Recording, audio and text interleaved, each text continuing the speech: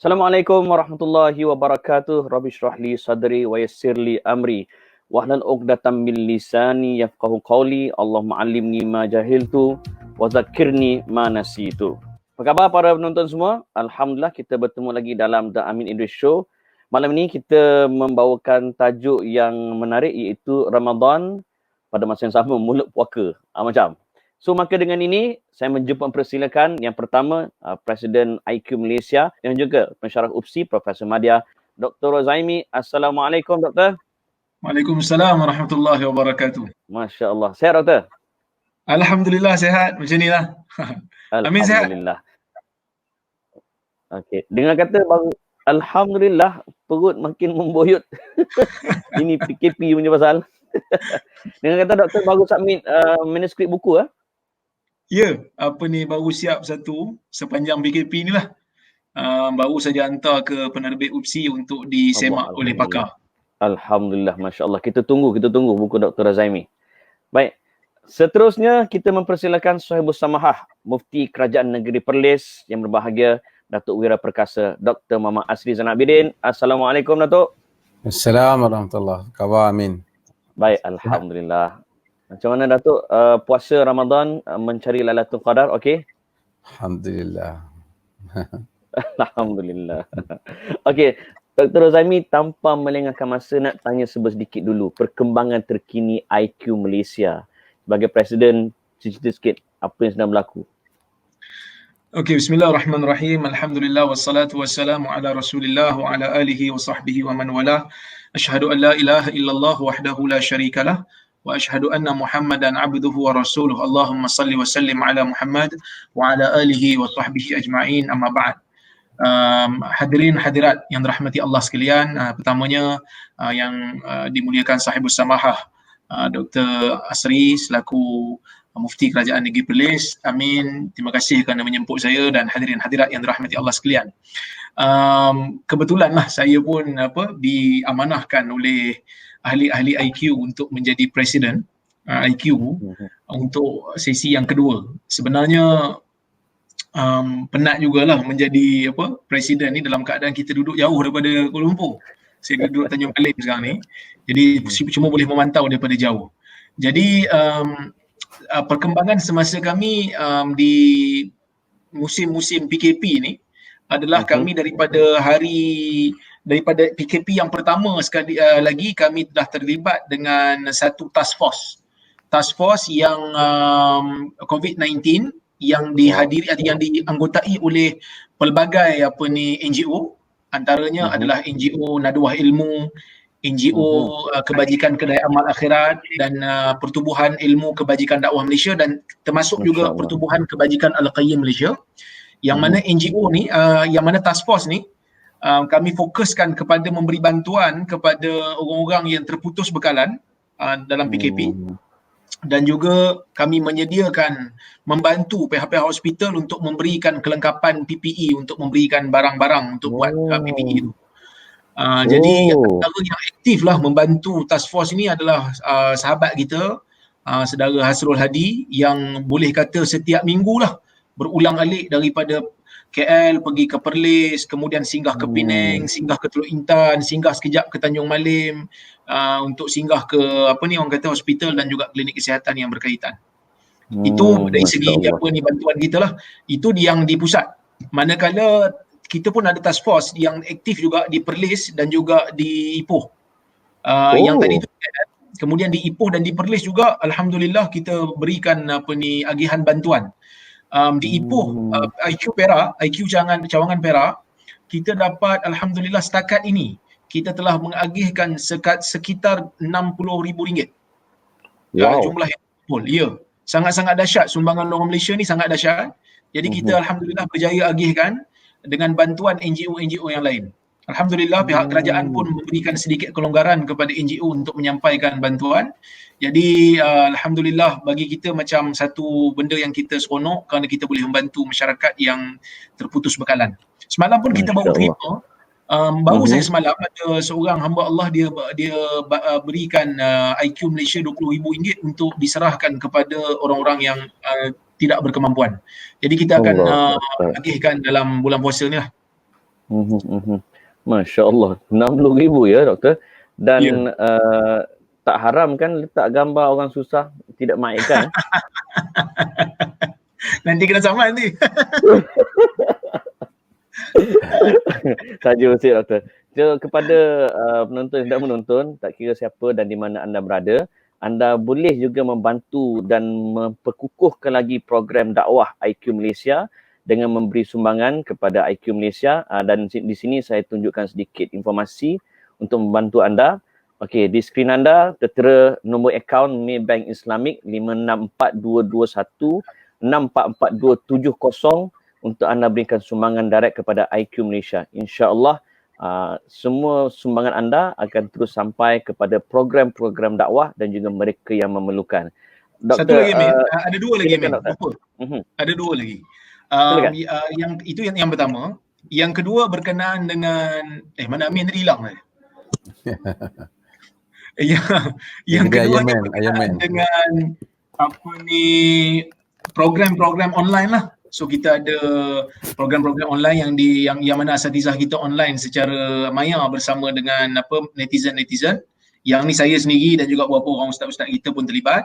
Dan juga Smart IQ, yang mana sekolah pertama, satu-satunya sekolah menengah Arab tahfiz, ya, sekolah menengah agama Arab tahfiz yang dikelolakan oleh IQ Malaysia, yang mana kita dapat melakukan aktiviti pengajaran dan pembelajaran tu secara online. Jadi walaupun anak-anak murid kita tidak ada di sekolah, tetapi mereka tetap meneruskan pengajian mereka menggunakan Zoom, menggunakan aplikasi Zoom yang mereka tasmik dengan guru-guru mereka. Dan juga mereka masih lagi belajar subjek-subjek yang lain juga. Saya difahamkan oleh Ustaz pengetua sekolah Smart IQ, dia mengatakan daripada hari pertama PKP sampai sekarang sambutan anak-anak murid Smart IQ yang berada di rumah di kampung ni sangat-sangat baguslah, sangat-sangat dahsyat. Alhamdulillah. Alhamdulillah. Dan doktor, saya nak tunjuk kepada penonton, ini adalah antara program-program yang dianjurkan oleh IQ Malaysia, hasil daripada sumbangan rakyat Malaysia. Betul doktor? Ya, betul. Masya Allah. Dr. Mazhar, sedikit ulasan tentang IQ Malaysia. Saya kira apa yang tertera di kaca laptop dan juga phone para penonton ni menggambarkan IQ ni tak pernah duduk diam. Komen doktor sikit. Assalamualaikum warahmatullahi wabarakatuh. Alhamdulillah, wassalatu wassalamu ala rasulillah wa ba'd. Suara saya jelas, Amin? Clear.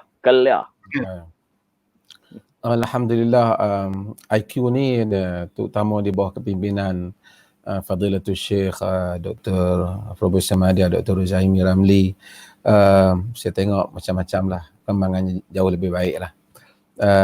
Dulu kita memang wujudkan IQ ni sebagai satu platform untuk kita bergerak saja.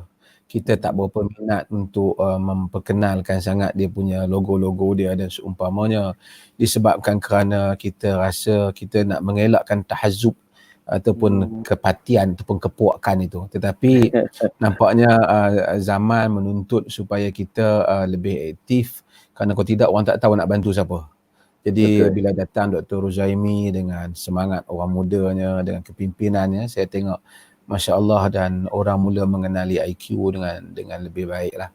Saya ni taklah banyak sangat dengan IQ ni di sudut secara langsung. Saya tahu Presiden dia gagah perkasa. So jadi saya ambil tahulah perkembangan, saya baca lah.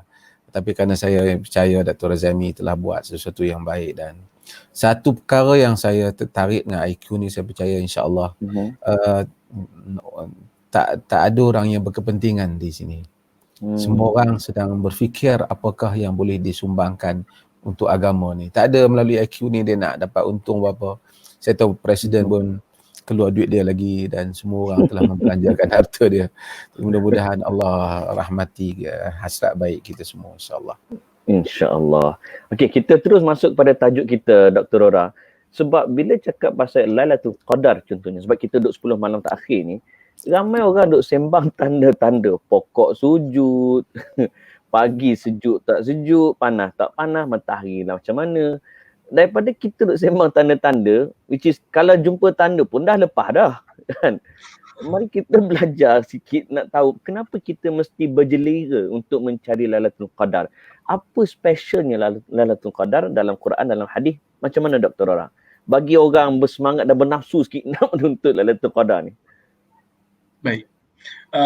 Lailatul Qadar disebutkan oleh Allah Subhanahu wa taala di dalam Al-Quran. Allah Subhanahu wa taala berfirman dalam surah yang kita kenal lah, surah yang kita pun hafal, iaitu surah Al-Qadar. Allah Taala mengatakan inna anzalnahu fi lailatul qadr wa ma adraka ma lailatul qadr khairun min alfi syahr. Kami menurunkan Al-Quran itu pada malam Al-Qadar. Kamu tahukah apa itu malam Al-Qadar? Malam Al-Qadar itu lebih baik daripada 1000 bulan. Maka malam Al-Qadar ini menjadi mulia kerana Allah Ta'ala mengatakan ia lebih baik daripada 1000 bulan. 1000 bulan ni maksudnya lebih daripada 83 tahun lah kalau kita bahagikan dengan apa? Dengan tahun. Yeah. Maka kenapa malam ini menjadi mulia? Malam ini menjadi mulia kerana malam ini Allah Ta'ala pilih untuk diturunkan Al-Quran. Jadi oleh kerana itulah para ulama mencari sebab kenapa malam Al-Qadar ni dipanggil dengan nama Al-Qadar. Sebahagian mereka mengatakan Al-Qadar itu diambil daripada perkataan qadar yang bermaksud al-ulu, yang bermaksud tinggi, yang bermaksud mulia. Sebab itu kalau orang belajar bahasa Arab, dia tahu di antara makna Al-Qadar itu mulia. Sebab itu kita kata apa? Dia itu mempunyai apa? Dia itu sahibul qadr, dia mempunyai kemuliaan, dia mempunyai ketinggian, marwah, yuqaddiruhu, memujinya, mengangkat dirinya. Okey, jadi kenapa Lailatul Qadar dipanggil Lailatul Qadar? Kerana malam tu malam mulia. Sebab itu dipanggil Al-Qadar.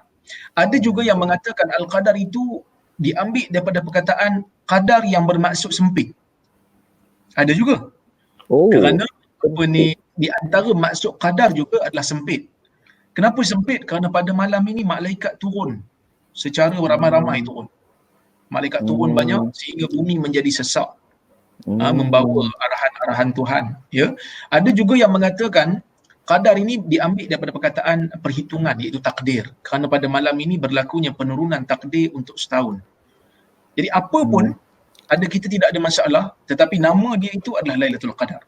Nabi SAW menyebutkan dalam sebuah hadis, Nabi mengatakan dalam sebuah hadis, Nabi kata man qama Lailatul Qadri imanan wa ihtisaba ghufira lahu ma taqaddama min dhanbi. Dalam hadis Bukhari, Nabi SAW bersabda, sesiapa yang menghidupkan malam Al-Qadar dengan kerana keimanan dia dan mengharapkan pahala daripada Allah Subhanahu wa taala, maka akan diampunkan dosa-dosanya yang telah lalu.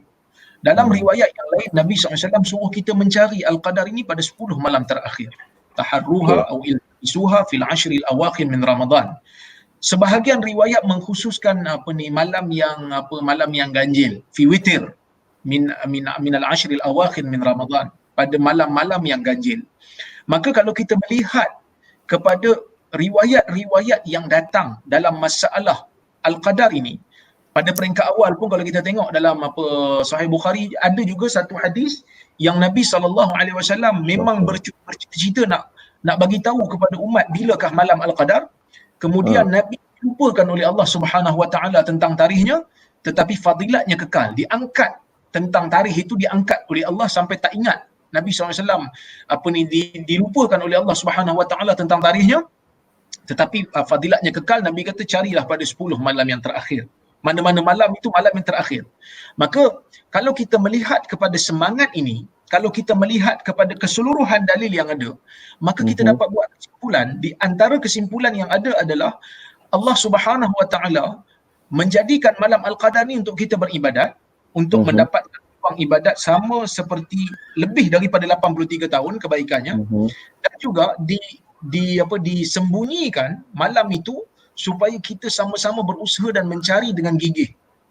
Kalau kata kita siap-siap malam 23, malam 23, saya ingat malam 23, malam 25 orang pergi sembahyang, malam lain dia kata tak apalah, kita dah kampoi, kita dah kira dah dapat 83 tahun kan.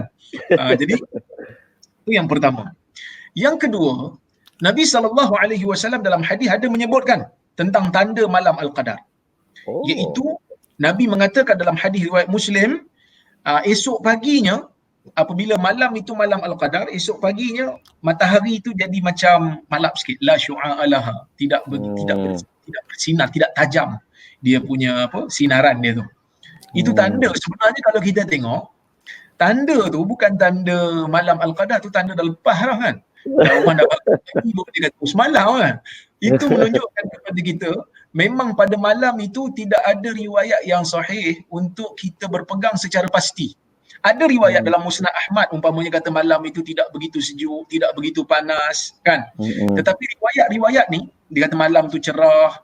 Tapi riwayat-riwayat ni ulama berbeza pendapat. Walaupun ada sebahagian macam Syekh Arnaud menilainya sebagai hasan, tetapi Syekh At-Tarifi dan guru saya sendiri Syaraf Al-Qudah mengatakan semua riwayat-riwayat yang menceritakan tentang tanda pada malam Al-Qadar ini kebanyakannya adalah dhaif, yang sahih cuma dalam Sahih Muslim tu saja. Iaitu esok paginya matahari naik, matahari diterbit dalam keadaan tidak begitu bersinar. Ada juga riwayat-riwayat yang sahih yang bagi tahu tentang malam Al-Qadar itu, umpamanya seperti riwayat Abu Sa'id Al-Khudri. Riwayat Abu Sa'id Al-Khudri dia kata malam Al-Qadar itu pada zaman dia dengan Nabi SAW, dia kata malam tu hujan.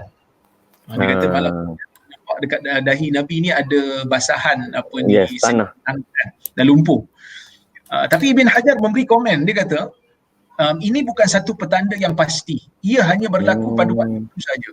Kerana banyak Ramadan yang berlalu, kata Ibn Hajar dalam Fathul Bari, dia kata banyak juga Ramadan yang berlalu sebelum-sebelum ini menunjukkan kepada kita ada Ramadan yang kadang-kadang tak turun hujan langsung.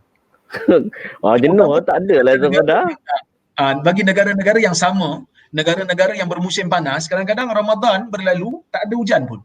Kan? Ada juga satu lagi riwayat yang mengatakan berlaku malam Al-Qadar itu apabila bulan bentuknya seperti mangkuk yang separuh, bulat yang separuh. Tapi ini bukan apa ni, dia bulan tu bulan separuh seperti mangkuk. Macam bulan sabit sikit lah kan. Tapi ini pun bukan tanda kerana malam Al-Qadar memang di hujung bulan. Di hujung bulan memang bulan sabit. Memanglah. Jadi bagi saya begini, yang pentingnya kita tidak taklif ataupun tidak dibebankan oleh agama untuk mencari secara pasti bila, tetapi kita disuruh berusaha pada 10 malam terakhir. Kita cari itu dengan ibadat, kita cari itu dengan menghidupkan malam. Bahkan para ulama menyebutkan mungkin sebahagian orang seperti mana yang disebutkan oleh At-Tabari dan seumpamanya, dia mengatakan berkemungkinan orang tu Allah Ta'ala bagi dekat dia petanda yang ajaib, menunjukkan itu malam Al-Qadar pada dia. Jadi mungkin dia nampak pada malam itu. Tapi tanda itu untuk dia je lah. Tapi tak semua, mungkin orang lain tak nampak. Mungkin hanya dia nampak. Dan sebab itu Ibn Hajar mengatakan tidak menjadi syarat bagi orang yang beribadat pada malam tu untuk mendapatkan kelebihan Al-Qadar, tak jadi syarat untuk dia tahu malam tu Al-Qadar. Katalah malam tadi, malam ni kita tak tahu pun malam ni Al-Qadar, kita pun tak nampak apa-apa tanda, Allah pun tak memberikan kita keajaiban dari sudut pokok sujud ke apa ke. Solat macam biasa, kita qiyamul lail macam biasa, tiba-tiba malam tu Al-Qadar, insya-Allah kita akan dapat kelebihan tersebut. Dr. Rora, ada penonton tanya, adakah maksud malam tu dikira bermula selepas maghrib ataupun selepas isyak ke macam mana? Malam itu bermula pada maghrib. Sebab itu kalau tengok dalam Musannaf Ibn Abi Shaybah ada membawakan riwayat-riwayat daripada salaf mengatakan sesiapa yang salat maghrib pada malam itu dan salat isyak secara berjamaah, faqad akhadha bihadhihi min lailatul qadar. Dia juga telah mengambil satu bahagian daripada pahala Al-Qadar.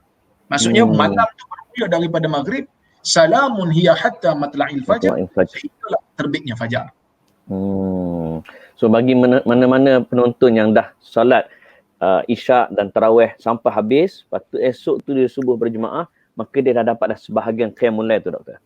Itu juga yang disebutkan oleh Al-Imam Syafi'i. Al-Imam Syafi'i mengatakan sesiapa yang solat isyak secara berjemaah, kemudian esoknya dia solat subuh secara berjemaah, maka dia telah seolah-olah dia juga telah mendapat bahagian dia, seolah-olah dia telah menghidupkan malam Al-Qadar. Kerana ada dalam hadis menyebutkan sesiapa yang solat isyak berjemaah seolah-olah dia telah menghidupkan separuh malam. Sesiapa yang solat isyak dan solat subuh secara berjemaah seolah-olah dia telah menghidupkan keseluruhan malam. Tetapi kita kena ingat ya, Walaupun Nabi kata seolah-olah dia telah menghidupkan separuh malam, seolah-olah dia telah menghidupkan seluruh malam, tetapi kualiti qiyamul lail orang ni tak sama. Jadi kalau dia solat berjemaah pada isyak dengan subuh, walaupun dia telah dapat pahala seolah-olah dia telah menghidupkan keseluruhan malam, tapi tak sama dengan orang yang solat berjemaah isyak dan subuh dalam masa yang sama dia menghidupkan malam juga. Itu yang ketiga lah saya nak sebut. Yang keempatnya, punyalah ulama ni bersungguh nak suruh umat kita ni beribadat pada 10 malam terakhir ni, dikatakan sehingga kan kalaulah kata ada satu orang ni dia memang betul-betul percaya malam semalam tu malam Al-Qadar, pagi ni dia bangun dia tengok matahari pun memang betul-betul tak ada sinar sangat, dia tidak digalakkan untuk cerita pada orang lain. Semalam takut putus semangat orang lain. Alah, aku tak malah dah lah. Kerana orang lain akan terus futur, orang lain terus akan rasa macam putus asa. Tak payahlah, orang tu dah jumpa dah kan, orang tu dah jumpa, kita dah terlepas gitu. Jadi teruskan sampai ke akhirnya insya-Allah. Dia macam SPM lah, Dr. Orang, Dr. Mazhar. Kita study semua. Soalan spot tu ada tapi kena study semua. Ya. Okey. Saya nak beralih pada Dr. Mazhar sebab bila bercakap tentang malam Al-Qadar sudah pastinya tidak kita kaitkan dengan iktikaf. Dan bila sembang pasal iktikaf, kita akan sembang mesti beriktikaf di masjid. Sekarang ni PKP usahakan iktikaf kan. Sembahyang jemaah pun tak boleh lagi. Sembahyang jemaah pun masih lagi banyak perbezaan pendapat. Ni iktikaf apatah lagi. So macam mana? Termasuk wanita yang uzur, Dr. Mazhar. Okay, terima kasih Saudara Amin dan sidang penonton sekalian. Yang pertamanya, kita tahu bahawasanya kita menghadapi satu keadaan yang berbeza daripada apa yang sebelum ini. Tetapi saya mengajak untuk kita semua melihat kepada keluasan rahmat Allah Subhanahu Wa Taala di dalam membahagi-bahagikan pahala kepada hamba-hambanya. Nabi SAW dalam hadis yang diriwayatkan oleh Imam Al-Bukhari dan selainnya, baginda SAW menyebut, inna bil madinati aqwaman ma sirtu masiratan wala qata'ta wadiyan illa kanu ma'akum. Nabi kata tak ada di Madinah itu ada kaum-kaum yang kamu tak melalui satu perjalanan merentas satu lembah melainkan mereka bersama dengan kamu. Ini dalam peperangan.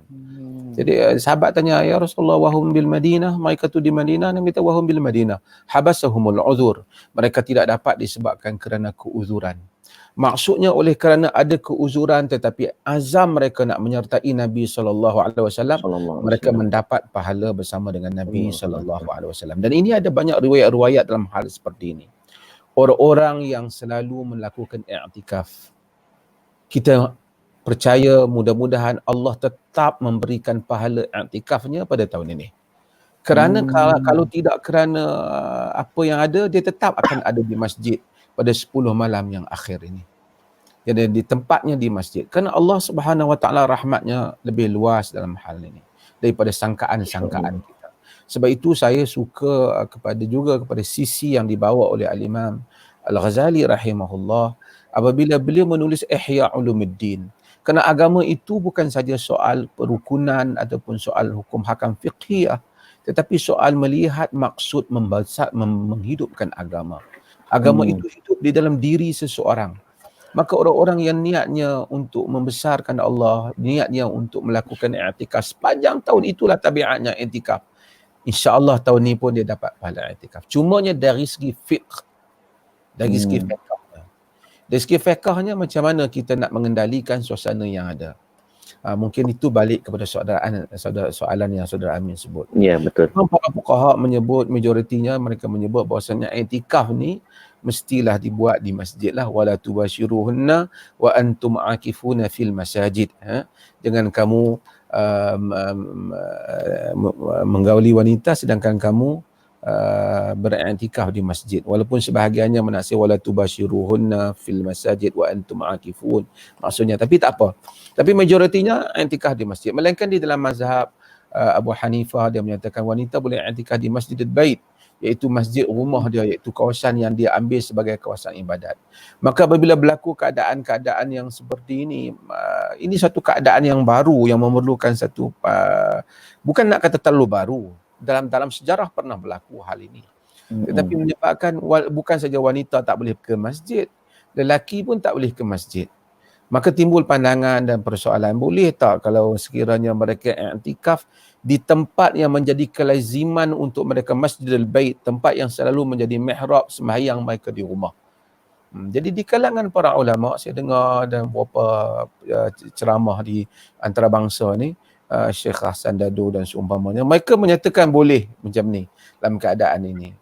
Di kalangan mereka kata tak, kerana mereka kata Nabi SAW dari riwayat Aisyah telah qada i'tikaf dia dalam bulan Syawal sekiranya dia tidak dapat i'tikaf dia dalam bulan Ramadan. Dan ini berbeza pandangan dan seumpamanya. Yang pentingnya ialah seseorang apabila dia telah menempatkan dirinya di satu tempat hanya semata-mata untuk beribadah kepada Allah Subhanahu Wa Taala. Saya secara pribadi percaya tentu baginya satu pahala yang besar. Kalaupun tidak ada fadilat duduk dalam masjid, dia ada fadilat menyendirikan, bersendirian, beruzlah untuk beribadat kepada Allah Subhanahu Wa Taala. Dan itulah saya rasa yang patut kita buatlah, terutama pada waktu malam kan, bila waktu malam kan kita bersendirian dan beribadat. Saya rasa satu hal, Saudara Amin, berhubung dengan menghidupkan malam ini. Alhamdulillah kita bercakap tentang tentang Lailatul Qadar. Tetapi sebenarnya menghidupkan malam ini, kalau kita baca sepanjang ayat dalam Quran, sentiasa mengingatkan kita supaya menghidupkan malam. Kekuatan seorang insan ialah dengan menghidupkan malam. Bukan sahaja pada bulan Ramadan, tetapi sepanjang kehidupannya. Jadikanlah ada bahagian pada waktu setiap malam itu di mana kita bangun untuk berbicara antara kita dengan Tuhan. Tanda dunia ini datang dan kita akan pergi meninggalkannya. Malam menempatkan kerinduan yang begitu dalam hati insan kepada Tuhannya. Orang-orang yang selalu bangun malam akan menghadapi gelombang kehidupannya dengan penuh kekuatan dan keyakinan yang bersandarkan kepada Tuhan Ar-Rahman. Sebab itu di samping kita bercakap tentang malam, tentang Lailatul Qadar, tak patutlah ada orang dah habis dah malam Lailatul Qadar, aku tak mangkun lah malam ni. Tak patut. Sepatutnya bukan juga 10 yang akhir. Sepanjang kehidupan kita. Sampai buku 3, buku 4, buku 5, time untuk kita bangun. Takbir dan membesarkan Allah. Sujud, memohon keampunan, memohon pertolongan terhadap perjalanan hidup kita. Ya. Ada ke Dr. Mazhar, sebab saya tengok dalam social media, dalam Instagram, dalam Facebook, bila ada yang share poster amalan-amalan khusus yang perlu kita buat pada malam Al-Qadar, macam selawat berapa kali, kemudian doa, munajat khusus, ada ke begitu kalau kita lihat pada Quran dan nas-nas hadis Nabi SAW? Pada umumnya, seperti mana yang disebut oleh Fadilatul Syekh Dr. Ruzami tadi, tentang apa yang Lailatul Qadri khairun min alfi syahr. Lailatul Qadar itu lebih baik pada 1000 bulan. Ini Saudara Amin mungkin kena betul. Saya 2-3 hari lepas saya dengar satu nasyid menyamai 1000 bulan. Apa? Dia lebih 1000 bulan. Dia sebenarnya bukan menyamai 1000 bulan. Dia khairun min alfi syahr. Nasyid tu kena dibetulkan. Siapa nyanyi saya tak ingat lah. Tak tahu. Saya cari. Tapi dia kata pahalanya menyamai 1000 bulan. Begitulah lebih kurang. Tapi dia bukan menyamai 1000 bulan. Dia khairun min alfi syahr. Dalam hadis pun Nabi sebut khairun min alfi syahr. Dia mesti melebihi 1000 bulan. Maksudnya kalau saya solat 2 rakaat itu melebihi 1000 bulan. Dan kadar melebihi itu seperti mana yang disebut oleh Dr. Rozami tadi, ia tak sama antara satu hamba Allah dengan hamba yang lain, dengan kurniaan Allah terhadap khusyuknya, terhadap kalau katakanlah dia berselawat lebih daripada 1000 bulan. Kalau dia baca Al-Quran lebih daripada 1000 bulan. Ada orang kadang-kadang berfikir maksudnya kalau aku dah sembahyang Isya dah dapatlah sebahagian. Ya benar kita dapat, tapi bukan mudah untuk kita mendapat kelebihan yang demikian besar. Bahawasanya kalau kita dapat solat 2 rakaat, bagaimana kalau kita dapat solat 4 rakaat? Bagaimana kalau kita dapat baca Quran 2 juzuk pada malam itu? Allah. Ini semua adalah seolah-olah Allah Subhanahu Wa Taala nak panggil kita kepadanya dan dia nak bagi pahala pada malam tersebut. Tetapi sebenarnya kita hubungan insan dengan Tuhan ini bukan saja hubungan pahala itu, tetapi hubungan hamba dengan Tuhan itu jauh daripada hubungan mengutip pahala, tapi hubungan kerinduan. Hubungan seorang hamba yang sentiasa sujud kepada Tuhannya dan sentiasa merindui kehidupan. Kita datang pada hari akhirat, pada hari bulan puasa ni kita baca Al-Quran. Bila kita baca Al-Quran, bila kita solat, dan pada selain bulan puasa pun kita baca Quran. Masya Allah, bagaimana Quran bawa kita? Quran dia membawa kita mengembara, Amin. Ia membawa kita mengembara daripada alam dunia ke langit, ke bintang. Dia bawa kita ke akhirat, dia bawa kita ke syurga, dia bawa kita ke neraka, dia bawa kita kepada Nuh, dia bawa kita kepada Ibrahim, dia bawa kita kepada Musa. Dalam satu malam kita mengembara dengan alam yang begitu luas. Sehingga kadang-kadang kita merasakan, lama sangat aku nak duduk di dunia ni ke? Aku ingin bara ni, aku ingin meninggalkan ini semua. Ini adalah satu, dunia adalah keletihan. Siapa pun kita dan apa pun yang kita. Sebab itu maka Allah Subhanahu Wa Taala memberikan supaya kita rindu untuk kepadanya. Datang. Aku nak bagi pahala kepada kau. Aku nak memberikan tawaran yang baik. Syurga yang indah. Sebab itu lebih daripada menghitung-hitung seperti ilmu hisab. Apa aku dapat seumpamanya. Tetapi seperti mana yang Nabi dalam hadis yang semua kita baca. Kata Nabi itu, apa idza dakhala al-ashru, apabila masuknya 10, apa baginda buat? Syadda mi'zarahu wa ahya laylahu wa ayqadha ahlahu. Jadi baginda mengikat kain. Maksudnya bagi penafsiran dan mungkin yang kuatnya ialah tidak menyetubuhi isterinya, dan kemudian baginda menghidupkan malamnya, mengejutkan isteri. Takkan nak cari satu malam je tengok kat luar kat langit dulu, Lailatul Qadar baru kejut isteri kita. Tak ada macam tu. Baru nak kejut. Tapi suasana, subhanallah, oleh kerana Allah ni memang manusia ni dia keluh halua.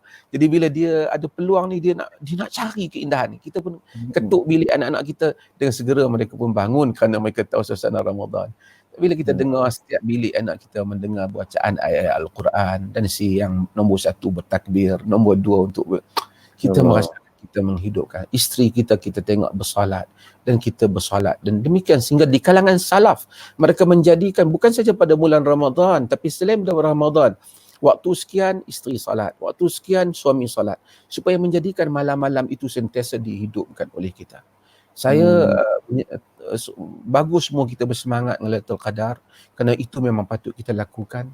Tapi hubungan kita bukan hubungan mengira-ngira pahala sahaja, tapi hubungan kita ialah hubungan kita antara Tuhan, hamba Tuhan dengan Tuhan yang Maha Agung. Ya. Masya Allah. Sebelum saya bagi pada Dr. Ora, ada penonton kita ni, bagaimana jika seseorang tu yang bekerja pada waktu malam seperti security, kerja kilang dan lain-lain, jadi dia tak sempat untuk duduk senyap bermunajat baca Quran. Apa yang dia boleh buat sebagai pengisian dalam mencari Lailatul Qadar, Dr. Mazhar? Manusia ada berbagai-bagai keadaan ya. Kalau sekiranya, macam saya kata tadi, kadang-kadang orang tu dia bertugas. Tugas itu pun sebahagian daripada pahalanya. Mungkin apabila dia tahu malam ni malam Lailatul Qadar, aku nak kena jadi guard. Ambil mudahlah, aku nak jadi jaga umpamanya. Dia ikhlaskan niat dia, ya Allah, aku hari ni aku kena jadi jaga, bertugas. Aku nak pergi duduk di masjid, tak boleh. Tapi ibadat ini banyak, istighfar ibadat. Kan? Sebab tu kita wabil ashari hum yastaghfirun, pada waktu sahur mereka beristighfar, maka dia pun beristighfar kerana dia terpaksa berdiri tak boleh nak solat, dia beristighfar. Dia boleh bertasbih, dia boleh bertakbir, dia boleh berselawat kepada Nabi sallallahu alaihi wasallam. Tetapi macam mana yang selalu saya sebut, Quran selalu menyebut pada waktu sahur beristighfar. Cubalah apa, tapi agama bukan untuk dicuba, tapi laluilah segala pengalaman. Tidak lebih hebat pengalaman seorang yang melazimi istighfar. Allah akan membukakan untuk kita apa yang kita tak sangka. Dia akan memberikan kehidupan kepada kita apa yang orang tidak duga. Kehidupan itu bukan soal yang orang nampak dalam live yang kita buat ini, Amin. Kehidupan ialah apa yang ada dalam dada kita. Syekhul Islam Ibn Taymiyah rahimahullahu ta'ala menyatakan, aku bimbang orang yang tidak mendapat syurga di dunia ini, di dadanya, dia tidak mendapat syurga di akhirat pula.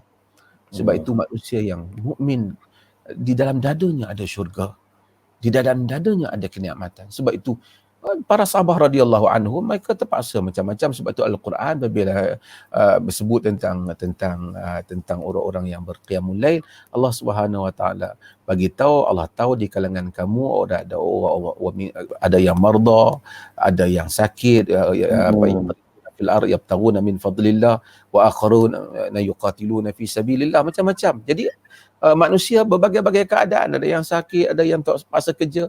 Buat apa yang kita boleh. Yang boleh istighfar. Yang boleh baca Quran sambil tunggu ni, baca Quran. Nanti orang dah ada ruang, solat 2 rakaat. Doa. Ramai orang dia fikir kalau malam Lailatul Qadar nak doa saja. Tak apa, boleh. Imam Nawawi rahimahullahu taala dikatakan apabila dia melihat cahaya keindahan malam Lailatul Qadar, lalu kemudian dia telah mendapat kurniaan Allah yang besar sehingga dia menjadi imam yang besar.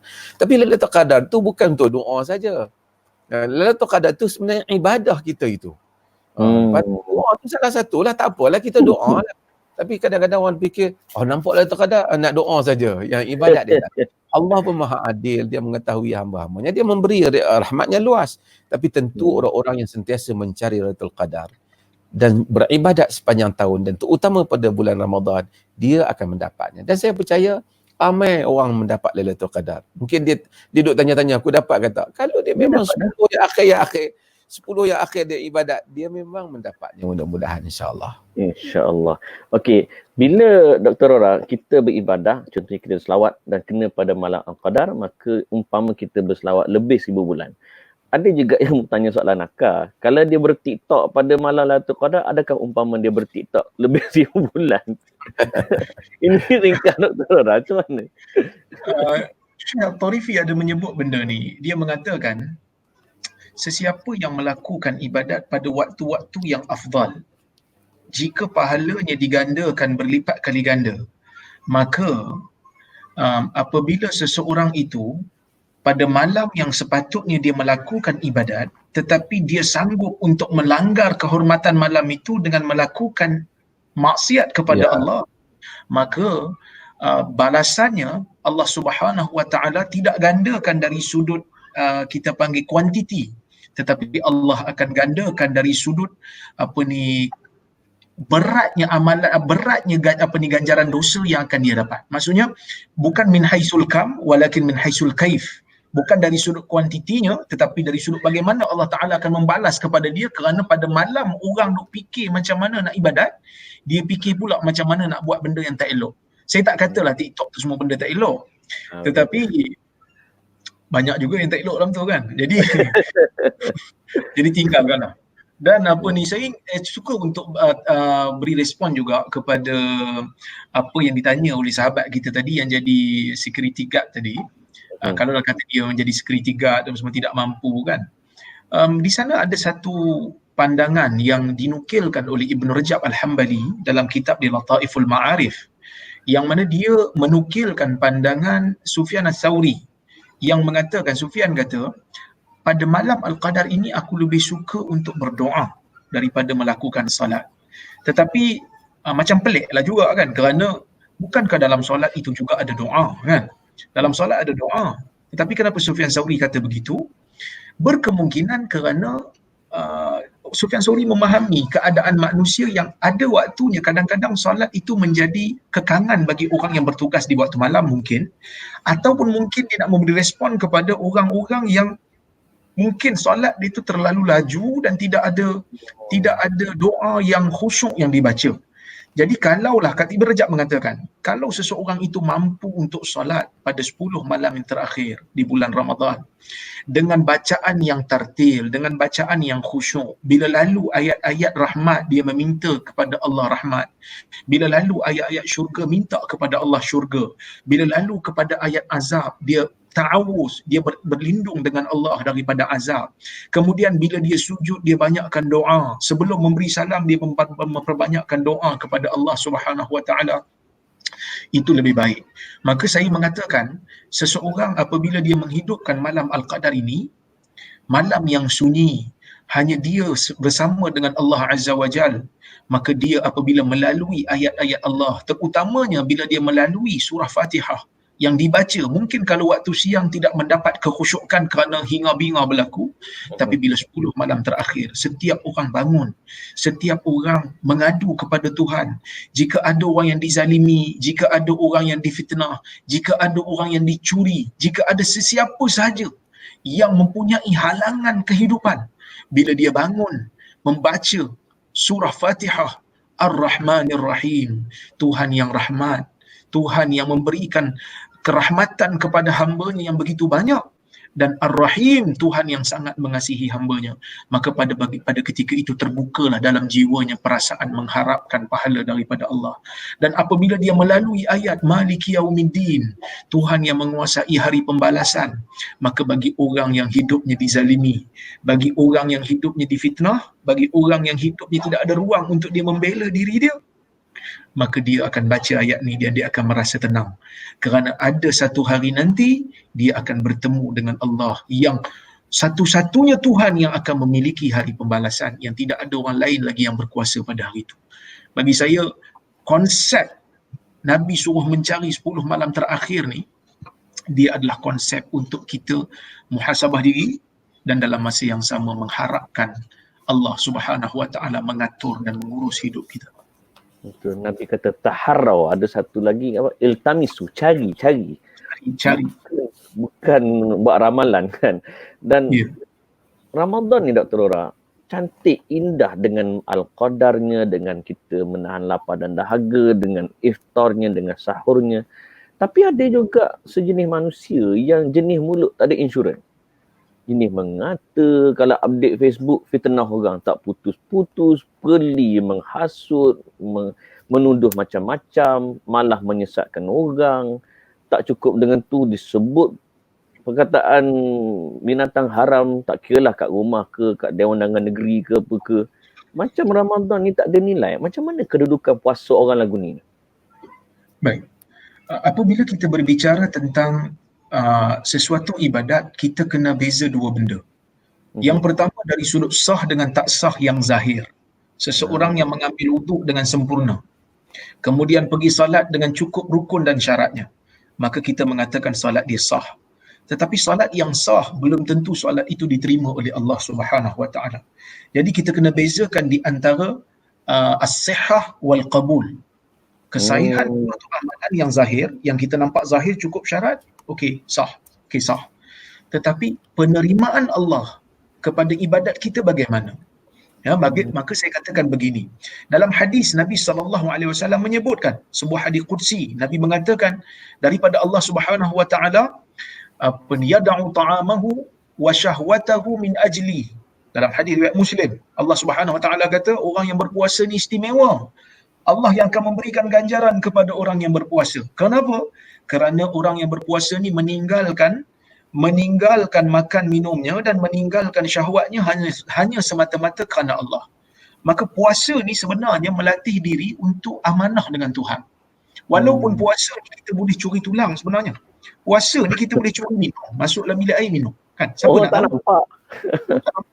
Kita masuk dalam bilik air, kita minum air kolah, isi balik. Orang tak tahu. Tapi kita tak buat kerana kita tahu Allah tahu.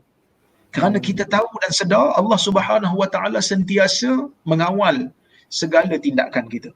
Maka puasa menjadikan orang mukmin ni rasa diri dia sentiasa dikawal. Dia macam masuk dalam elevator, masuk dalam lift yang ada CCTV.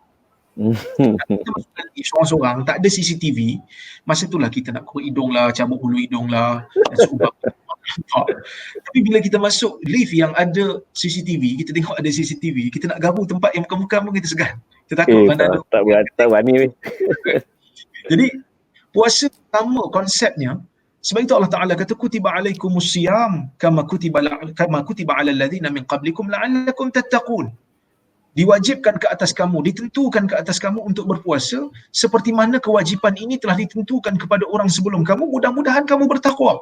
Kenapa? Kerana puasa mengajar kita tentang muraqabah Rabb li abdi ala abdi, muraqabatul Rabb. Tuhan sentiasa mengawal. Rasa diri itu dikawal oleh Tuhan. Rasa diri diperhatikan oleh Tuhan setiap masa. Tak takut nak buat benda-benda yang membatalkan puasa. Jadi sebab itu saya katakan dalam hadis Nabi SAW menyebutkan sekali lagi, dalam hadis kursi Nabi kata, Allah Ta'ala berfirman, fa in kana yaumu siyami ahadikum fala yarfath wala yaskhab. Dalam riwayat lain disebut wala yajhal.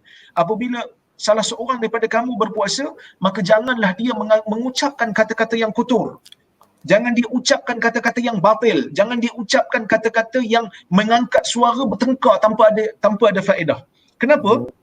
Kerana bila kita lapar, kita penat, terutama di 10 yang terakhir ni, kita punya tenaga tu dah mungkin, orang kata apa dah, dari sudut tenaga fizikal kita mungkin dah low. Malam pun kita hidupkan dengan ibadat, so kita mungkin di siang hari tu kita rasa sedikit penat berbanding yang mula-mula kita puasa dulu.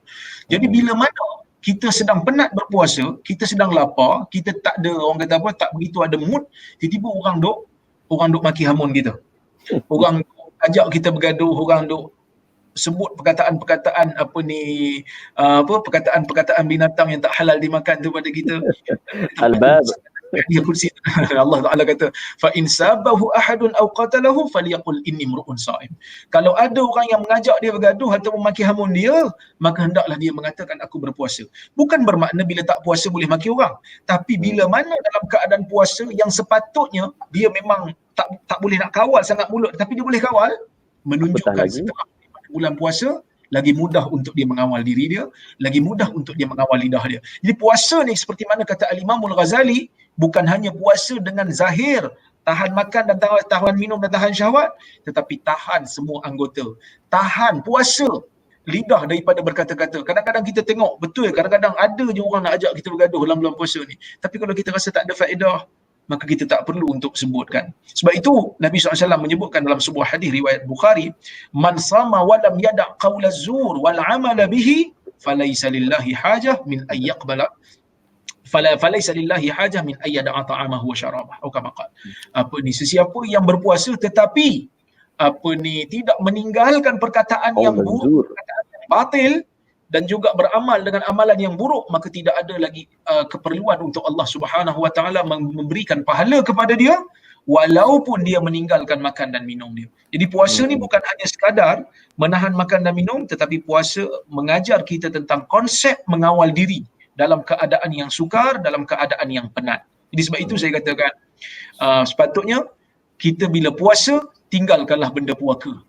Bila puasa, tinggalkan benda-benda puaka. Jadi tinggalkan benda-benda yang tidak ada faedah untuk diri sendiri, tinggalkan pertengkaran, tinggalkan benda-benda yang tak berfaedah untuk selama mana kita berpuasa. Banyakkan baca Quran, banyakkan istighfar, banyakkan berdoa, terutama di 10 malam terakhir. Allahu Akbar. Jadi siapa yang jenis mulut puaka, jenis mulut longkang, hashtag mohon terasa kan.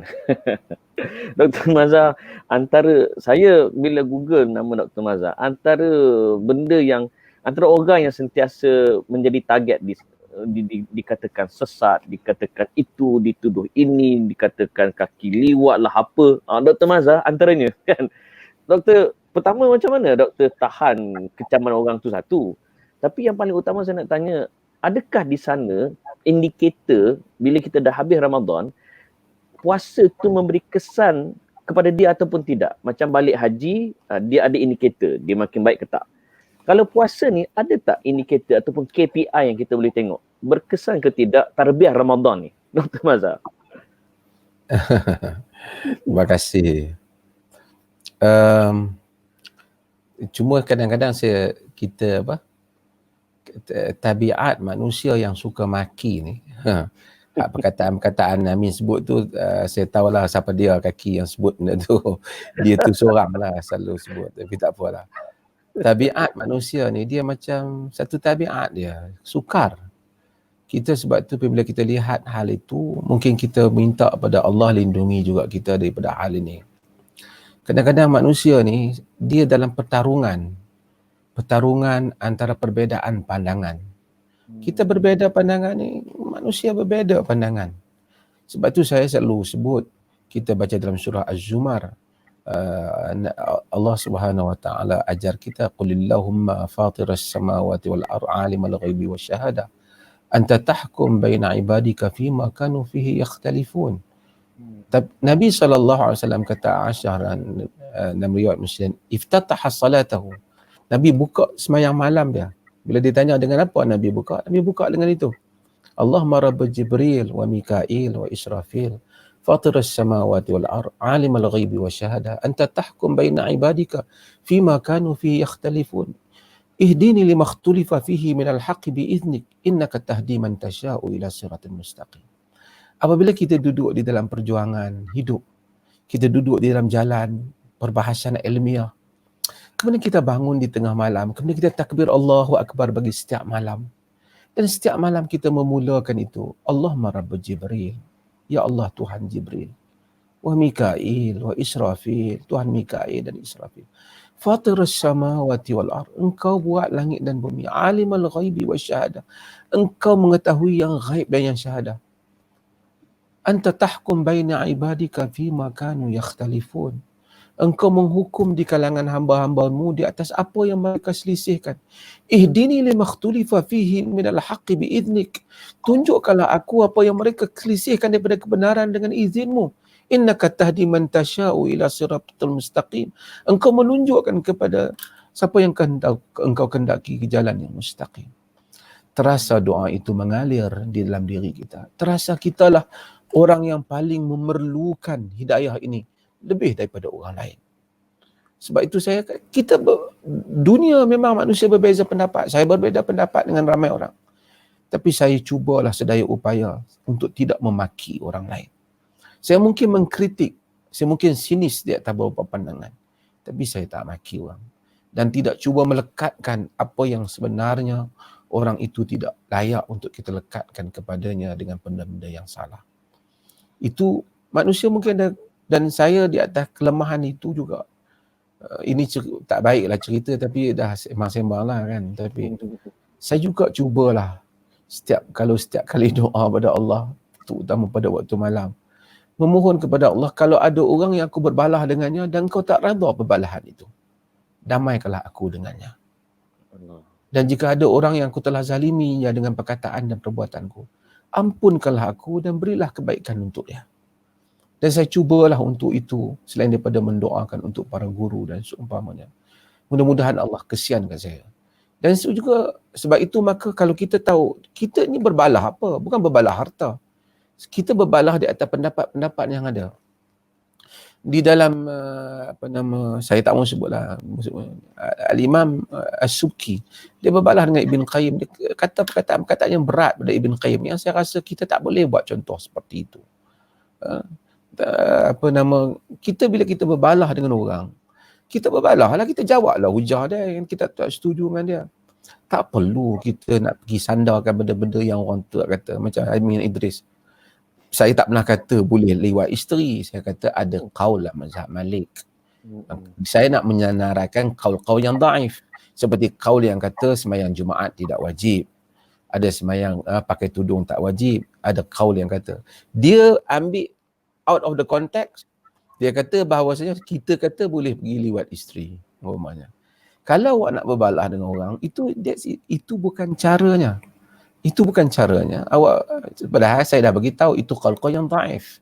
Yang disebut kalaulah semua benda dalam mazhab nak diikuti, maka terpaksalah kita ikut yang qaul-qaul yang dhaif itu. Saya kata itu isunya. Tapi tak apalah, bukanlah besar sangat untuk dibicarakan. Tapi Arab kata al-baqa'u lil aslah. Yang kekal yang terbaik. Dunia ini berjalan, manusia boleh memasang perangkap dan ribut. Tetapi jika Allah Subhanahu Wa Taala mengkehendaki dan kita sentiasa menyandarkan kepadanya, kita akan terus berjalan sehingga ke akhirnya insya-Allah dengan izin Allah. Balik pada Lailatul Qadar tadi. Pasal kita cakap Lailatul Qadar, dan tidaklah orang yang mendengar itu lebih berhajat pada Lailatul Qadar daripada orang yang berkata-kata kami semua ni lebih memerlukan Lailatul Qadar. Kita berdoa dan Nabi SAW berdoa. Sebab itu Nabi bila Aisyah tanya, banyak benda yang boleh kita doa. Taklah salah kita nak doa anak kita, nak doa kaya, nak doa nak kahwin baru. Tak tahu tanya Dr. Zaimi macam apa dan berbagai-bagai lagi. Cumanya ialah hajat yang terbesar dalam kehidupan manusia itu apa? Sebab itu yang Nabi sebut, Bila Aisyah tanya, Nabi kata sebut Allahumma innaka afun tuhibbul afwa fa'fu anni. Saya rasa mungkin bila kita baca Al-Quran, kita akan terasa makna itu. Dalam seluruh keperluan, baju, pakaian, nama, jawatan, kedudukan, terkenal ataupun tidak terkenal, tidak lebih daripada yang kita perlu ialah kemaafan Tuhan kepada kita.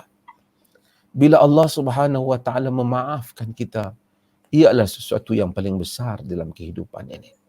Dan kesan kemaafan Tuhan akan kita lihat di dalam kehidupan kita, pada harta kita, pada diri kita, pada kekuatan kita, insya-Allah.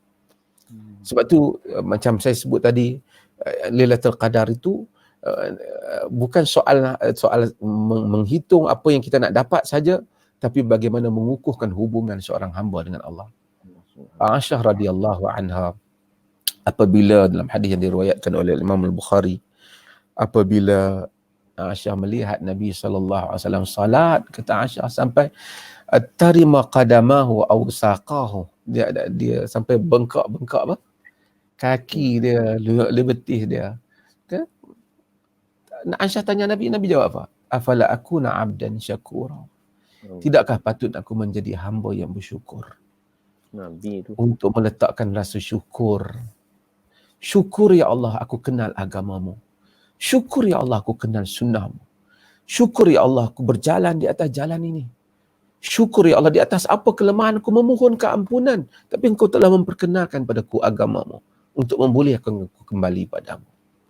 Saya suka nak menyentuh hal ini supaya kita tidak dry dalam isu mencari Lailatul Qadar seperti mana kebanyakan orang. Tapi kita ialah soal mencari diri kita sendiri sebagai hamba di hadapan Tuhan Rabbul Jalil. Bangun tengah malam. Kerana itu adalah rutin kita sebenarnya. Tapi bila mari Lailatul Qadar ni, semangat kita je lebih lah. Kerana kita tahu hari ni benda yang sama aku buat tapi pahala dia akan lebih besar. Dan Special event. Jadi kita tahu hari yang mana, macam kalau taklah dia disamakan. Kalau kita berniaga biasanya hari tu orang duk beli beli dengan harga tertentu, hari tu nak beli harga berkali-kali ganda. Dengan ikhlasnya dia nak beli. Itu kehidupan kita pun suka.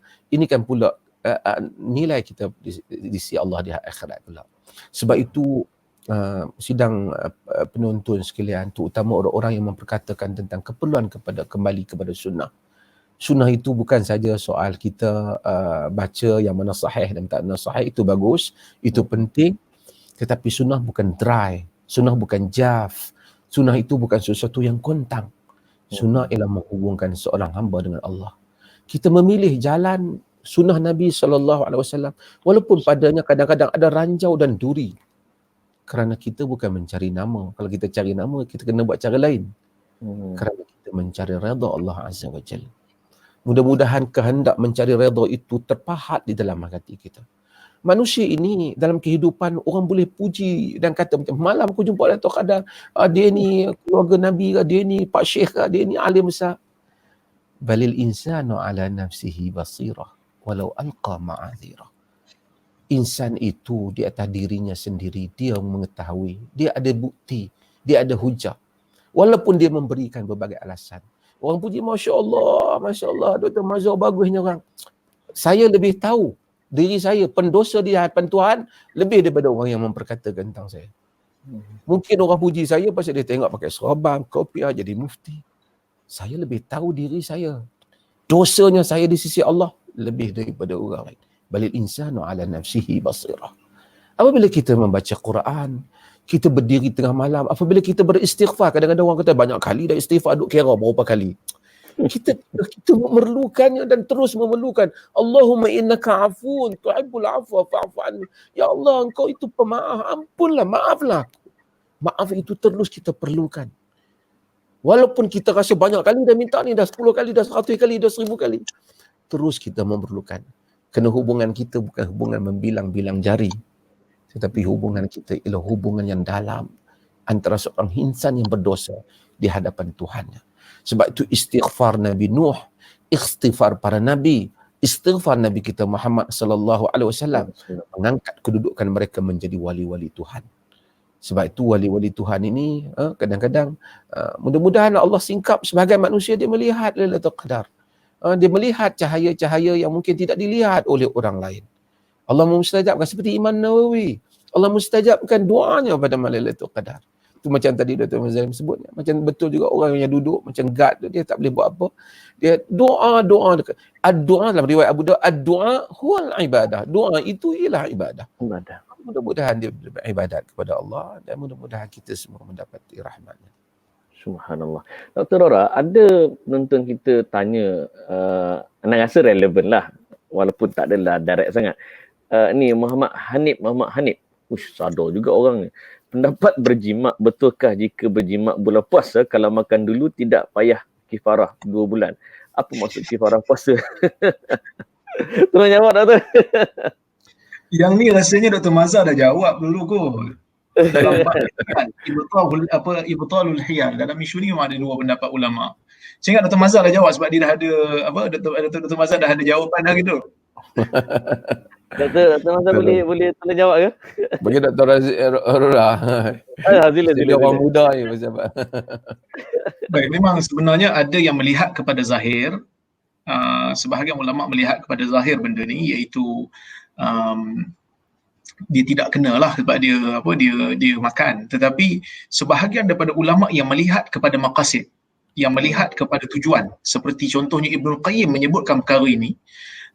Kalau tak salah saya lah, Dr. Mazhar tolong betulkan kalau salah. Jadi lama dah saya baca benda ni, tetapi hilah tidak menggugurkan tujuan asal. Hilah untuk menggugurkan kafarah. Katalah dia ni memang sebenarnya nak berjimat dengan isteri dia, dan dia tahu kalau terkena dia kona.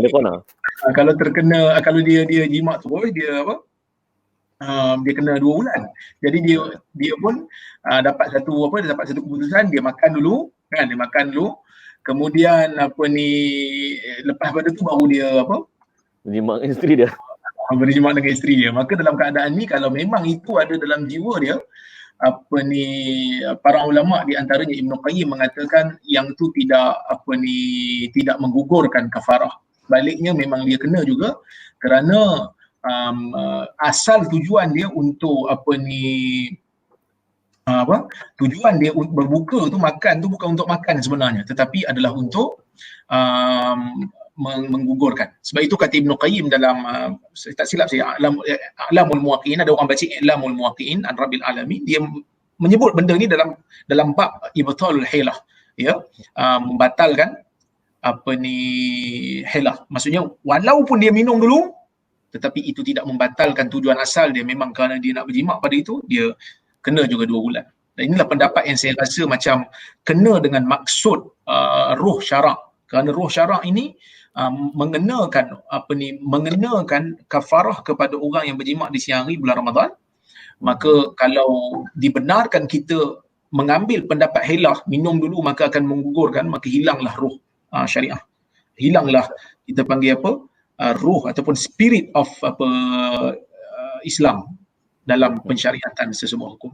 Mungkin Dr. Mazhar boleh sambung. Ada tertinggal silakan Dr. Al-Fadhil Syekh Dr. Zaimi sebut tadi. Dia ada beberapa keadaan orang ni. Ada orang yang memang daripada asal dia dapat peruntukan buka puasa. Seperti dia bermusafir. Bila dia musafir, kemudian dia tak puasa. Kemudian dia berjimat. Dia memang dah ada buka puasa, ada peruntukan. Umpamanya dia pergi mana-mana kan, jadi dia tak puasa. Ataupun dia memang boleh makan disebabkan kerana dia sakit. Dia dah dapat dah. Dia sakit yang teruk lah, yang memang layak. Walaupun bab sakit ni pun khilaf di kalangan ulama dalam nak tahdidkan makna marad itu. Tetapi tak apa. Kata dia sakit yang mana ada kaitan untuk dia boleh buka puasa. Yang mengganggu kesihatan dia buka. Mungkin dia tang sakit kat itu je, tapi yang semangat kelakiannya tu masih kuat, jadi dia kemudian menggauli isterinya. Jadi itu cerita yang lain. Tapi ini cerita satu orang yang memang akal dia memang nak melupuhi isterinya, sedangkan kewajipan Ramadan ada di atas bau dia. Maka dia seolah-olah macam nak tipu Tuhan pula, nak main trik. Tuhan buat macam ni, aku buat macam ni. Yang ni lah yang Dr. Ruzaimi sebut tadi, ia tentang bab hiyal ini ataupun untuk tahlil, cuba untuk menyelesaikan. Walaupun sebahagian kitab para fuqaha dulu ada yang menulis kitab khas bagaimana cara-cara nak keluar daripada masalah-masalah hukum hakam syarak ni, yang mana kalau kena macam ni nak lepas diri macam mana, tetapi itu seperti mana yang disebut oleh Ibn Qayyim tadi, ibtalut tahlil ataupun hiyal ini. Okey.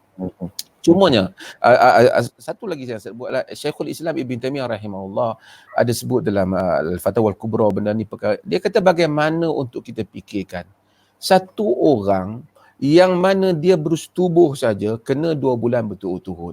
Mari satu orang lagi langgar arahan Allah, makan dan bersetubuh, dia kena 1 hari je. Dia maksud yang buat satu kena 2 bulan berturut-turut. Yang ni dahlah dia makan dengan tujuan nak bersetubuh, lepas tu dia bersetubuh, dia kena denda 1 hari je. Lepas tu ditipu pula tu. Ditipu pula tu. Kalau zaman sekarang masuk dalam internet, ramai netizen bantah tu. Macam mana aku kena lebih, dia kena kurang kan. Macam tu lah. Aku buat 1, dia buat 2. Maksudnya logik kita pun tak dapat. Walaupun saya tahu dulu-dulu, bukan dulu lah, banyak kadang-kadang saya tahu kadang-kadang ada dalam radio negeri tertentu memang mereka ceramah, mereka sebut cara-cara kalau dah nak setubuh juga, ni petua dia, makan dulu, dia kata. Bila kita makan tu artinya kita dah tak puasa. Bila kita dah tak puasa, jadi kita bersetubuh masa tak puasa, maka kita tak mencemarkanlah puasa tu, jadi kita hanya kena sehari saja. Kalau agama macam itu, macam-macam lah juga, macam Bani Israel yang orang larang tangkap ikan hari Sabtu, tahan hari Jumaat, pick out hari Ahad. Jadi kita jangan buat begitulah. Sebab tu agama ni sebenarnya bukan soal, macam saya kata, agama itu ada soal warak lah. Soal kesalahan kita dengan Allah. Kita nak main-main dengan Tuhan ke apa kita ni? Kan? Bila kita ada, sebab itu ta'zim hurumatillah, membesarkan kehormatan syiar-syiar agama adalah merupakan keimanan bagi min taqwal qulub, daripada tanda ketakwaan jantung hati kita. Masya-Allah. Okey, Dr. Rora dan juga Dr. Mazhar, kita berada di pusingan akhir ni. Sebab kita nak live malam raya, memang tak ada orang tengok lah sebab semua duk kalut nak raya ni. Jadi sedikit nasihat kepada semua yang menonton program kita pada malam ni, supaya dalam kita menjaga dan menahan diri daripada melakukan dosa dalam Ramadan, biar kita jaga kemuliaan ini termasuk di bulan Syawal dan bulan-bulan seterusnya. Dr. Rora. Okey, sebagai yang terakhirnya, saya ingin menyeru pada diri saya dan juga kepada pendengar-pendengar di luar sana, ambillah kesempatan Ramadan ini untuk kita mengubah diri.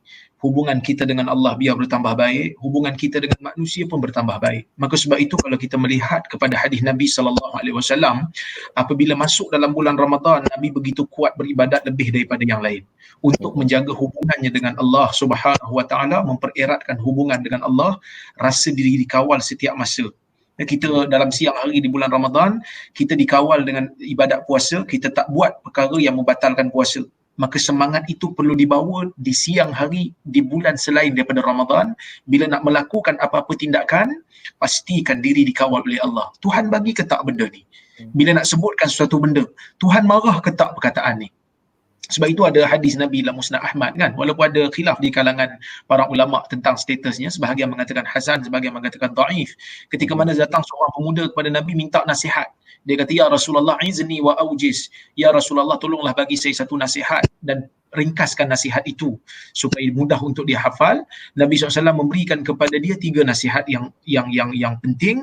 Nabi kata, idza taqumu ila salah fasalli salata muwaddi'. Bila kau bangun solat, maka hendaklah kau solat dalam keadaan solat orang yang nak meninggal dunia. Dari segi kualitinya, memang dia rasa lepas ni dia tak solat lagi dah. Itu pertama.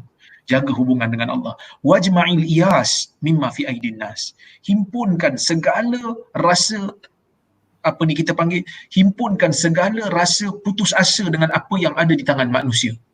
Haraplah dengan apa yang ada di sisi Allah, apa yang ada pada tangan manusia. Kalau dapat, alhamdulillah. Kalau tak dapat, tak apa. Kerana bukan kita penentunya, hanya Allah Subhanahu Wa Taala. Dan yang ketiga,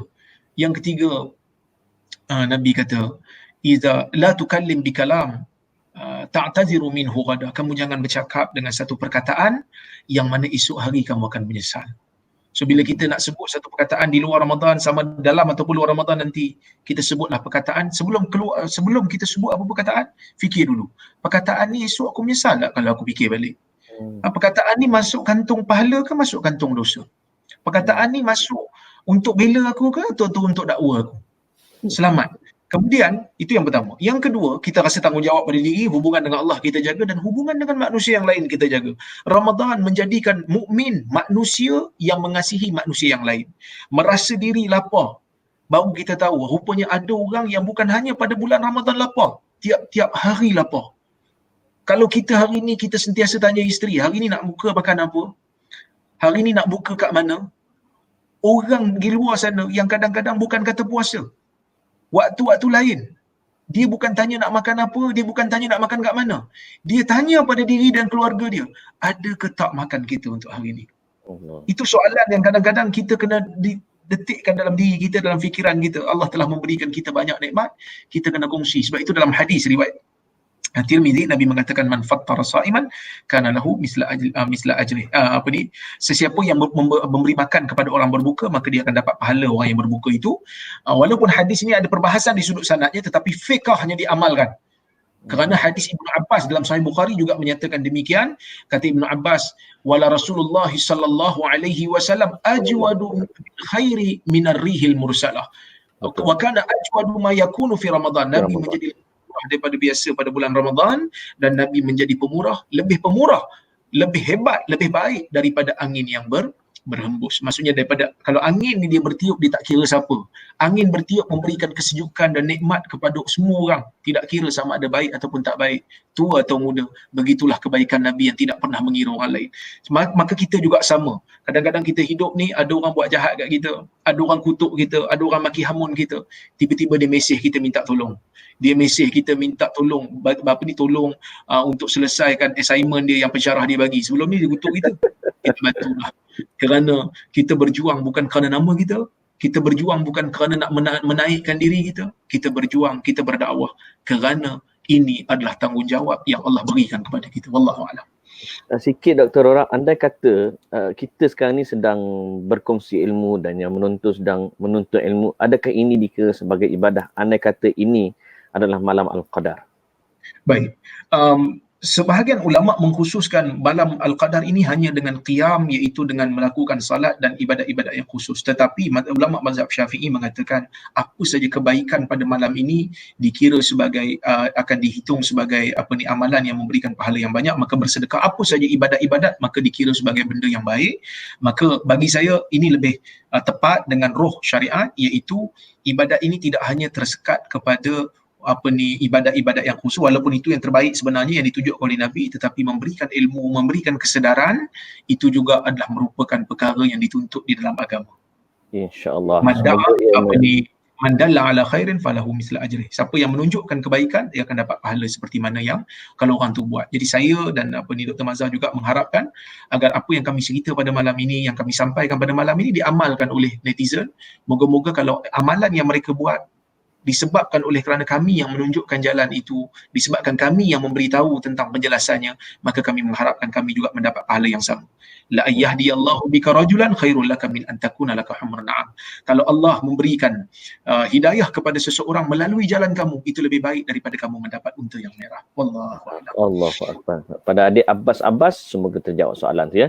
Dr. Mazhar, akhirnya Perlis Semaya Raya macam mana Doktor? Dan sedikit guide lah kepada penonton kita yang blur ni, nak raya dekat PKP ni. Okey, bismillah. Sebelum itu Saudara Amin, saya nak sentuh sikit tentang pasal kita insya-Allah ada beberapa malam lagi ni dan seterusnya lah sama malam-malam lain pun kita hidupkan juga mudah-mudahan. Kita kembali kepada semangat yang Nabi SAW ajar kita. Maka selalulah kita, pasal saya tahu zaman ini zaman media sosial, zaman macam-macam pendapat ni, nak kita bagi tahu tentang sembahyang ni pun macam-macam pendapat khilaf ni kan. Betul. Doalah pada Allah supaya Allah sentiasa membimbing kita.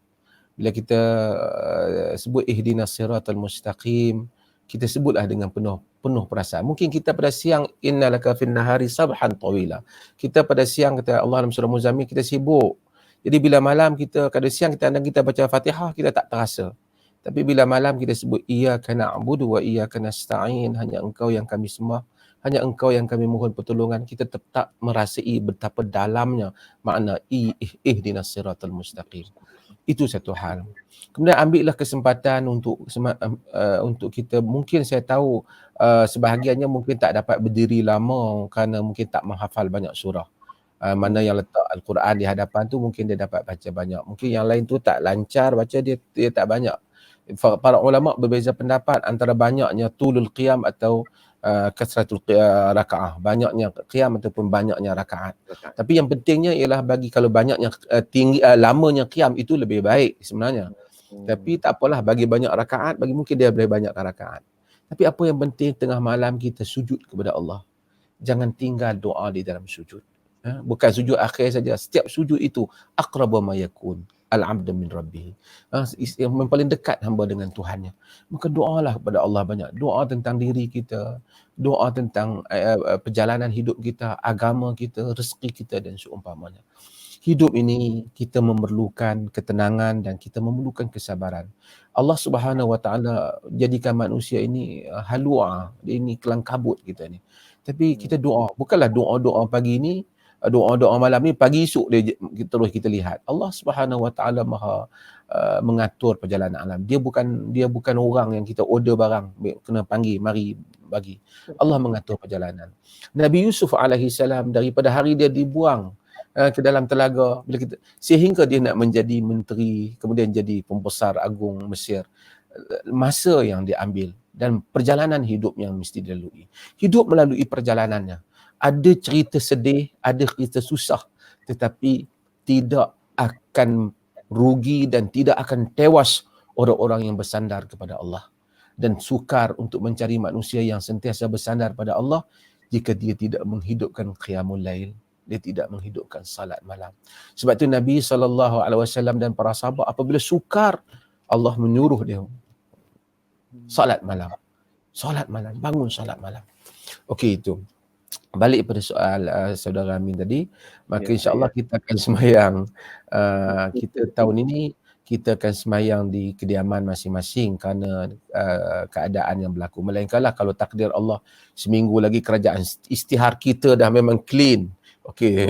So, kalau itu berlaku luar biasa, tak apalah, kita boleh ubahlah keadaan pandangan itu.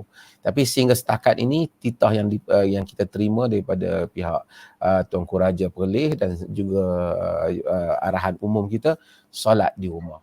Solat di rumah ni tadi pun kami ada bincang di dalam grup fatwa Perlis ni, Dr. Rozami pun ada. Dia berbeza dengan sedikit dengan cerita-cerita solat di dalam kitab fiqh dulu.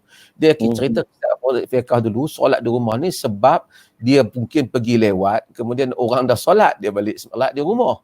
Ataupun tetapi solat yang asal itu yang menghimpunkan kaum muslimin itu ada. Sekarang ni ceritanya solat di besar tu tak ada. Yang kumpul tak ada. Kalau dia keluar awal pun dia tak boleh nak pergi juga. Yang ada hanyalah di rumah masing-masing. Seolah-olah itulah yang jadi asal balik bagi diri dia. Dia ni nak sama macam kalau kita duduk negara-negara barat yang mana tak ada solat, ataupun negara-negara bukan Islam yang tak ada solat berjemaah besar lah hari raya. Kita dengan family kita saja umpamanya. Kita solatlah di rumah kita. Walaupun nanti mesti saya tahu orang akan tanya kenapa Perlis kata ada khutbah. Seperti Masjid Syafi'i memang ada khutbah lah walaupun di rumah. Tapi kerana dia nanti ada Saudi keluar, dia kata tak ada khutbah, sembahyang di rumah, tak apa. Tapi kita tidak pilih hal itu kerana kita melihat sudut yang lain. Kalau tidak, memang tak ada dah sembahyang habis, dia pun tak ada nak bagi peringatan pada keluarga dia. Kalau tidak, boleh dengar peringatan yang asal. Dan dengan itu maka eloklah dia juga memberi peringatan kepada keluarganya. Hatta para ulama pun khilaf di antara dua khutbah Nabi, yang mana peringatan biasa, yang mana khutbah, mana peringatan untuk kaum wanita saja, seperti yang dibincangkan oleh Ibn Taymiyah dan dengan Imam Ibn Qayyim. Sebab itu maka kita solat di rumah. Solat di rumah, dan kita telah berikan garis panduan. Khutbah tu tak wajib, dia satu galakkan saja. Berikan garis panduan. So siapa yang nak solat di rumah, dia boleh solat di rumah. dan di dalam mazhab Syafi'i dan kebanyakannya jumhur menyatakan sunat. Di kalangan pada mazhab yang mewajibkannya, ada yang menyatakan ia fardu kifayah, tidak ada yang menyatakan dia wajib aini. Itu yang telah diputuskan oleh Al-Imam Ibn Qayyim dan Al-Imam Ibn Taimiyah dan seumpamanya, diikuti oleh sebahagian para ulama muhaqqiqin yang mutaakhirin. Tak apalah, di atas apa khilaf-khilaf yang ada ni, saya syukur juga COVID ni, Saudara Amin. Ramai juga orang yang tahu agama ni luas sebenarnya, boleh dengar Supaya dia pandangan nampak macam mana dahulu dan progresnya agama. lain sikit pandangan, terkejut. Tapi alhamdulillah, rupanya manusia ni hujah tak jadi. Dalil pun jadi, ceramah pandai pun tak jadi. COVID sebenarnya boleh. Kuman insya-Allah orang boleh fikir. Virus boleh menjadikan manusia Baru fikir untuk menerima keperbagaian di dalam kehidupan ini sebenarnya. Kalau tidak masa awal tu terkejut banyak tu kan. Tapi rupanya virus ni banyak juga berjaya mendidik kita semua. Supaya melihat kepada maqasid agama yang lebih luas. Dan ini alhamdulillah rahmat Allah pada kita. Saya mengambil kesempatan inilah, Saudara Amin, mungkin silakan Dr. Hamzah. Semua yang mendengar supaya pada kelebihan bulan-bulan Ramadan ini, tolonglah doakan untuk saya dan juga mungkin juga Dr. Rora dan juga semua orang. Saya memerlukannya, doakan supaya Allah mengampuni dosa saya dan juga memberikan taufik dan hidayah dan membimbing kami semua kepada jalan yang Dia redai, insya-Allah. Terima kasih banyak. Jazakallah Dr. Terima kasih Hamzah. banyak. Terima kasih Dr. Rora. Itulah yang Dr. Hamzah sebut hikmah COVID ni. Kita tak dengar dah orang bergaduh rakaat 20 ke 8. Sebab semua dah redha 8 rakaat. Saya nak tambah dah sebut, Saudara Amin sebut. Saya tahu ada tempat yang mana mereka tak benarkan solat kurang pada 20 sebelum ini. Tapi pada musim ini arahan mereka ialah 8 jika solat di masjid untuk yang 3 orang, imam, bilal dan syiah tu.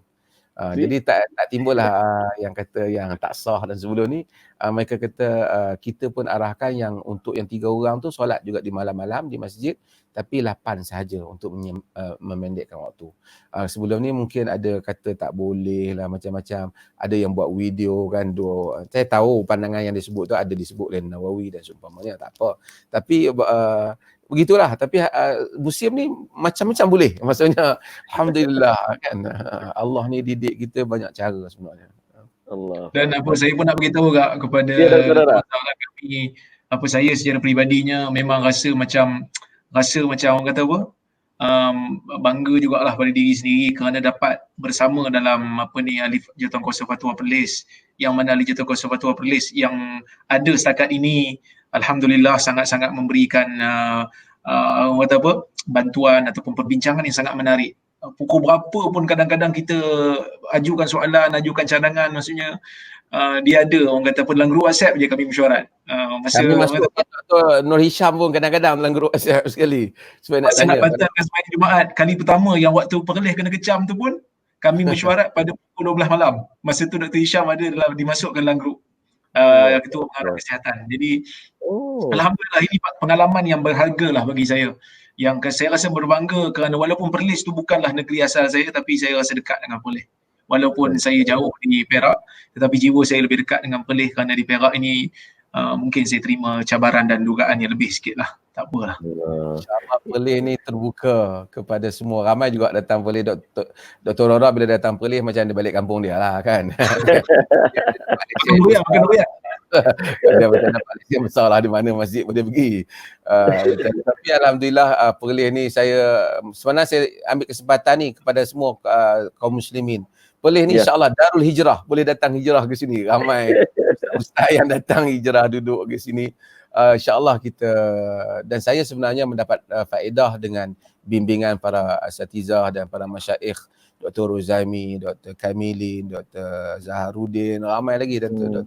Basri, Dr. ramai lagi lah, Dr. Johari, Dr. Radhi, Dr. Azman, Dr.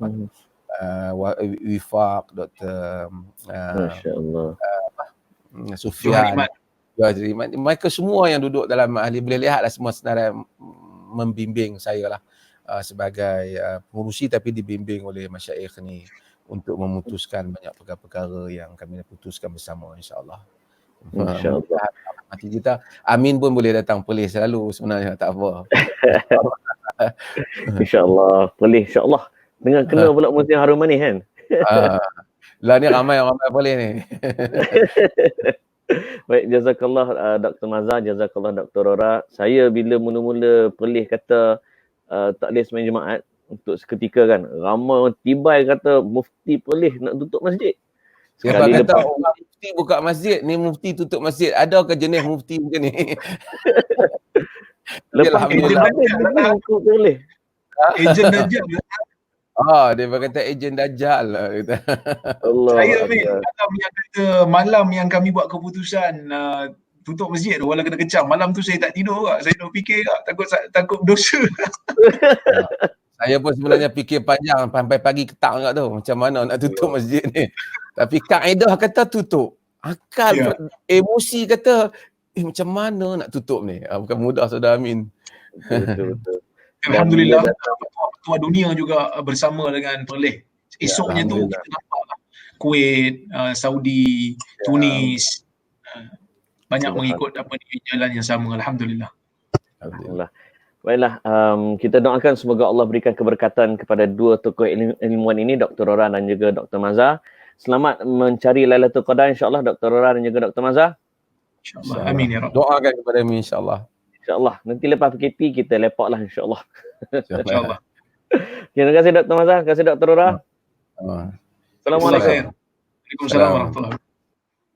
Okey, baik tuan-tuan dan puan, itulah dia sedikit perkongsian, bukan sedikit, banyak ilmu yang kita dapat daripada Dr. Rora dan juga daripada Dr. Mazhar. Terima kasih pada semua yang menonton pada malam ini dan sekali lagi saya menjemput tuan-tuan dan puan untuk membantu dalam melancarkan program-program dakwah yang diadakan oleh IQ Malaysia. Antaranya anda boleh tengok poster ini untuk anda memberikan sumbangan kepada IQ Malaysia. Ini dia. Anda boleh sumbangkan kepada Maybank Islamic di nombor 564221644270 di mana anda boleh saksikan sendiri banyak program yang dibuat oleh IQ Malaysia.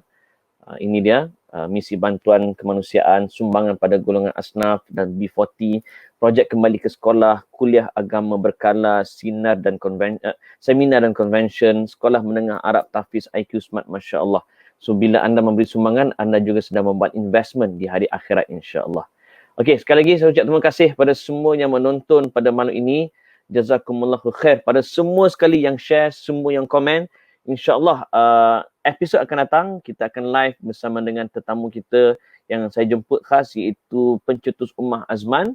Bila, tajuk apa? Tunggu pengumumannya. Dan sekali lagi terima kasih pada Dr. Rozaimi, terima kasih kepada Dr. Muhammad Asri Zain Abidin. InsyaAllah kita jumpa lagi. Ramadan Karim pada anda semua dan semoga kita bertemu dengan malam Al-Qadar. Assalamualaikum warahmatullahi wabarakatuh. Ma'assalamah.